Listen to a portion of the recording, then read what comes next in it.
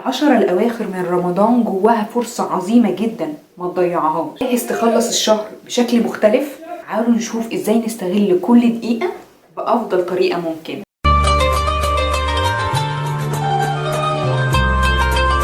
أهلا بيكم يا جماعة. رمضان قرب يخلص ودي فرصتنا الأخيرة. مع قرب العشرة الأواخر لازم نكون على استعداد تام، لأن الأيام دي فرصتنا الأخيرة في رمضان. لو كنت لسه مش متأكد إنك تجهز نفسا عقليا أو روحانيا، أنا هقولك إزاي تستغل العشرة الأواخر بأفضل طريقة ممكن. أول حاجة خالص إن إحنا لازم نبدأ نتجهز للعشرة الأواخر عن طريق تحديد الأهداف.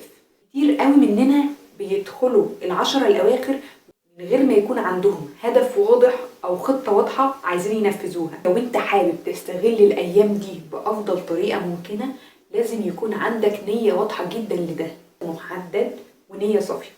ليه؟ لما بيكون عندك هدف بتعرف ازاي تصرف وقتك وتحسن في عبادتك. عشان كده ممكن أقولك على شوية أهداف ممكن نحددها مع بعض في العشرة الأواخر. إذا كنت مش قادر تخلص القرآن كامل في الشهر، حاول تحدد لنفسك هدف عشان تخلصه في العشرة الأواخر، ده مش مستحيل. ولو عاوز جدول محدد عرفني في الكومنت. بعد كده نركز على قيام الليل، ولو كنت مش منتظم في صلاة قيام الليل طول الشهر نقدر دلوقتي ننتظم فيها، وحاول تواظب عليها في العشرة الأخيرة خصوصا في الأيام الفردية. خلي هدفك في النقطة دي إنك تكون من اللي بيصلوا التراويح في المسجد، وبعدين لو قدرت تروح تكمل في البيت حتى لو مش قادر تصلي الليل كله. نحاول نقوم ولو جزء بسيط بس من الليل. حدد لنفسك هدف انك تدعي في كل صلاة. ربنا بيحب الدعاء، وده هدف بسيط لكن عظيم لو عملت منه عادة. خلي في بالك الدعاء مش بس طلب، لكن كمان شكر وحمد لربنا على نعمته، وكمان تدعي لغيرك، ده بيزيد من قربك لربنا. كده خلي عندك هدف انك تزود الصدقة في العشرة الأواخر من رمضان،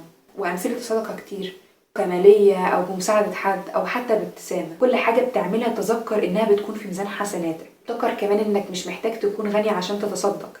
اتصدق ولو بحاجة بسيطة جدا من عندك، دي بتكون حاجة كبيرة جدا عند ربنا. من أهم الأهداف بقى في العشرة الأواخر هي تطهير القلب والنية. إزاي بقى؟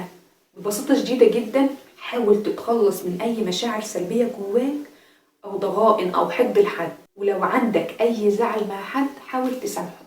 خلي هدفك في العشرة الأواخر إنك تكون أطهر قلبا أكثر قربا إلى الله تعالى. مش نفسك تعتكف بس بتقول إنك ما عندكش وقت تعتكف في المسجد، وهقولك إزاي تعتكف في بيتك. وعلى فكرة بالمناسبة، الاعتكاف مش معناه إن إحنا مش هنخرج ولا هنشتغل، لكن هو معناه إن إحنا نقضي وقت أكتر في العبادة والتأمل، سواء كان في القرآن أو في الدعاء. فحدد لك وقت كل يوم كده تقدر تقضيه في عزلة روحية مع نفسك. هنا أفكرك كمان إن إحنا عشان نحدد أهدافنا مش معناه بس إن إحنا نكتبها على ورق والسلام، لكن كمان إنك تكون صادق مع نفسك من جواك. حاول تكون واقعي وتبدأ باللي أنت تقدر عليه. ركز في تحقيق الأهداف دي عشان تقدر تستغل العشرة الأواخر بشكل كامل. وخلينا أفكرك بحاجة، إن الزيادة في العبادة مش بس الزيادة في الكمية، لكن كمان في النية والتركيز، وإنك تخلي كل عبادتك نابعة من قلبك مش مجرد تسلسل لأعمال. وخلي عندك يقين إن ربنا هيتقبل منك في الأيام المباركة دي. كمان حاجة مهمة جدا، إننا في العشرة الأواخر دي نتجنب المعصية وزيادة الذنوب، إن أيام رمضان دي مغفرة. احرص على التوبة في كل لحظة، ركز على الأمور الطيبة زي مساعدة الآخرين. ساعد بقى الناس اللي حواليك في البيت أو في المسجد أو في المواصلات في أي حتة، حتى ما حد يطلب منك مساعدة. وزي ما قلنا الصدقة نحاول نزودها شوية.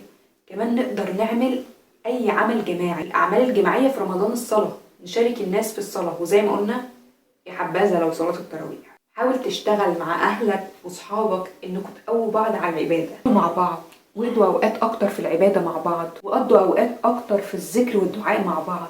جربوا تذاكروا القرآن مع العيلة أو الأصحاب. وخليك فاكر إن العشرة الأواخر دي مش أيام عادية، دي أيام تعويض. عارفين الشهر اللي قبل الفاينل اللي بنلم كل حاجة فيه؟ هم دول العشرة الأواخر. حاول تستغلي فيها كل لحظة عشان تقدر تفرح بعمر من العبادة والطاعة. ربنا يتقبل منا ومنكم جميعا، ويجعلنا من المقبولين في هذا الشهر المبارك. ولو عجبك الفيديو ده شارك الفيديو مع أصحابك، وما تنساش تعمل سبسكرايب ولايك، وفي التعليقات قولي إيه خطتك للعشرة الأواخر.